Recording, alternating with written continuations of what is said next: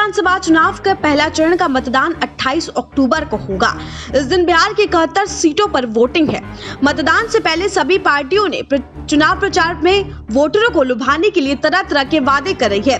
वहीं बीजेपी के राष्ट्रीय अध्यक्ष जेपी नड्डा ने इस मौके पर एनडीए की जीत को पक्का बताते हुए तेजस्वी पर जमकर हमला बोला।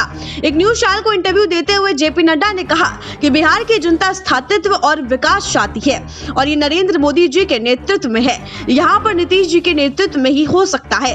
लोग नीतीश जी को सपोर्ट करना चाहते हैं। मुझे एंटी इनकम्बेंसी नहीं दिखती है। हाँ, लोगों में आशाएं हैं और उन्हें अगर कुछ कमी लगती है तो उसे पूरा करने का भरोसा भी नीतीश जी पर ही है। जैसे मोदी दुनिया और देश में सबसे भरोसेमंद नेता है, उसी तरह से नीतीश जी के बिहार में सबसे भरोसेमंद नेता हैं। उनका काम बताता है कि उन्होंने डिलीवर किया है। हम सब एक दूसरे के पूरक हैं।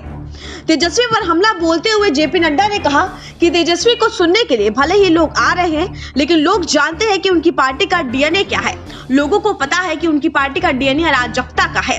मैंने राजनीति को बारीकी से देखा है। मैं बताता हूं कि जब तक राजनीति में आप अपनी गलतियों को स्वीकार नहीं करते, आप आगे नहीं बढ़ते।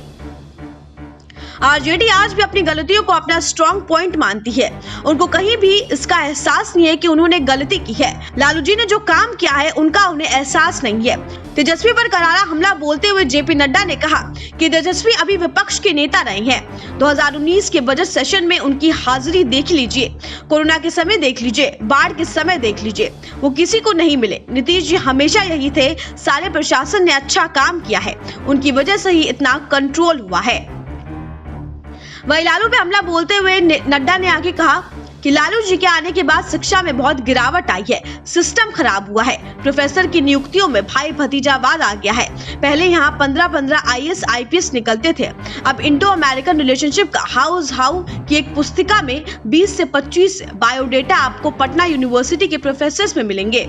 जेपी आंदोलन के बाद लालू जी के राज में चरवाहा विश्वविद्यालय बना और बाद में वही चारा घोटाले तक पहुंच गया। लालू पर हमला जारी रखते हुए उन्होंने कहा कि एजुकेशन पर इम्पोर्टेंस समाप्त हो गई है। लालू जी ने कभी इसको महत्व नहीं दिया। उन्होंने इसमें भी राजनीति की। हमारे दौर में शिक्षा से कभी समझौता नहीं हुआ।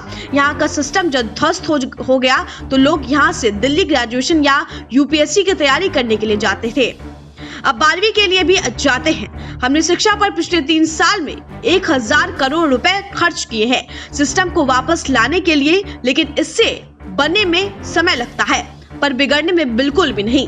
लालू जी के समय में शिक्षा को हनी दृष्टि से देखा जाता था। प्रोफेसर को सैलरी और पेंशन नहीं मिलती थी, नियुक्ता भी रुक दी गई थी।